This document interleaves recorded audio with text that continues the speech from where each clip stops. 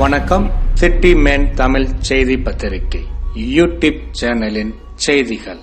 திருவெற்றியூர் 4வது வடக்கு வட்ட அதிமுகவினரிடம் Ernavur S. Saravanan ex MC தலைமையில் திருவெற்றியூர் வடக்கு பகுதி செயலாளர் MK கண்ணன் அறிமுகம். சமீபத்தில் திருவெற்றியூர் தொகுதியை 4 பகுதிகளாக அதிமுக தலைமை நிர்வாக காரணங்களுக்காக பிரிக்கப்பட்டது.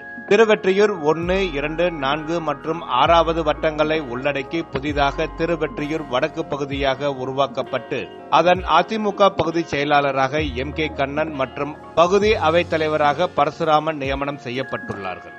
மேலும் கணேசன், கோபாலகிருஷ்ணன், மோகன்ராஜ், சுதாகரன், பிரபாகரன், தேவேந்திரன் ஆகியோர் மாவட்ட எம்ஜிஆர் மன்ற நிர்வாகிகளாக நியமனம் செய்யப்பட்டுள்ளார்கள்.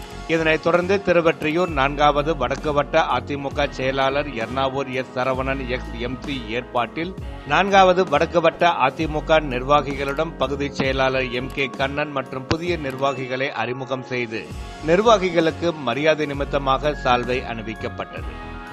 தொடர்ந்து புது வருட தினசரி காலண்டரை நிர்வாகிகளுக்கு Ernavoor S. Saravanan ex MC ஏற்பாட்டில் MK கண்ணன் வழங்கினார்.